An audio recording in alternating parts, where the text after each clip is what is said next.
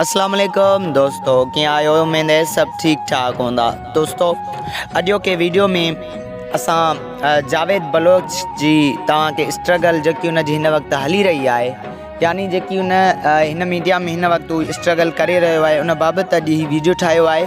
सो इंशाल्लाह उमेद करियां पियो त तव्हां दोस्तनि खे ज़रूरु पसंदि ईंदो ऐं तव्हां दोस्त ही फुल वीडियो ॾिसंदा। ऐं दोस्तो हिकु ॿी ॻाल्हि ॾिसींदो पहिरियां त अगरि कंहिं ॿिए दोस्त खे बि अहिड़ो वीडियो ठाहिराइणो आहे त मुंहिंजो व्हाट्सअप नंबर ॾिनल आहे, उन ते मूंसां ज़रूरु राब्तो कंदा। जी हाँ दोस्तों, स्टार्ट पिया कयूं वीडियो। रतो देरो लॻ ॻोठ आयात ख़ान बुज़दार जावेद बलोच जो जनम ॾींहुं 2000 पूरा 6 महीनो 23 तारीख़ ते थियो। जावेद बलोच पत्थर दुनिया ड्रामो जॾहिं स्टार्ट थियो हुयो, उन खां बाद में उनखे जेको आहे उन ड्रामो ॾिठो हुयो ऐं पत्थर दुनिया ड्रामो ॾिसी करे सभिनी जी दिलि चयो हो त असां बि अदाकारी कयूं। पर जावेद बलोच बि सोचियो त मूंखे बि जेको आहे अदाकारी जो शौक़ु जाॻियो पत्थर दुनिया ड्रामो ॾिसी करे।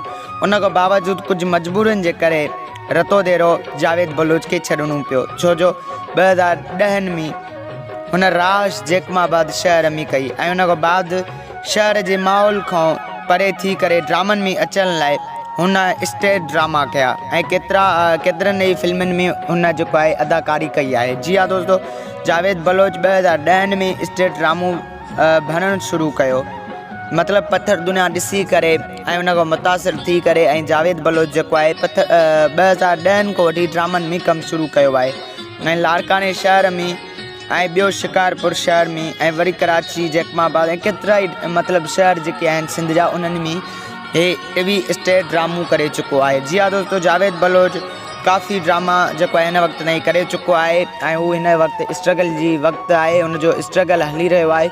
सो मां चाहींदुमि सभु दोस्त उनखे प्रोमोट कयो, उनखे ॾिसो ऐं उनखे सपोर्ट कयो त हू बि वॾनि ड्रामनि में अची करे ऐं पंहिंजो नालो बि यारे। जी हाँ दोस्तों, तव्हांखे ॿुधाईंदो हलां त हू जॾहिं ड्रामनि में अची रहियो हो त उनजा घर जा भाती जेके हुआ उनखे ड्रामनि लाइ न पिया अचणु ॾियनि, पर हिन जी महिनत खे सलाम आहे जो हिन में राति ॾींहुं हिकु करे ऐं स्टेज ड्रामनि ताईं पहुतो आहे। जी हाँ दोस्तों, वधीक जावेद बलोच खे तव्हां दोस्त सां ऐं जेके मुंहिंजा फ्रेंड आहिनि उहे सभु सपोर्ट कयो ताकी ही जेको आहे वॾी स्क्रीन ते अचे ऐं नालो कमाए। जी हाँ दोस्तों, अॼो को ही वीडियो ऐं उमेद करियां पियो त तव्हां दोस्तनि खे ही वीडियो पसंदि आयो हूंदो।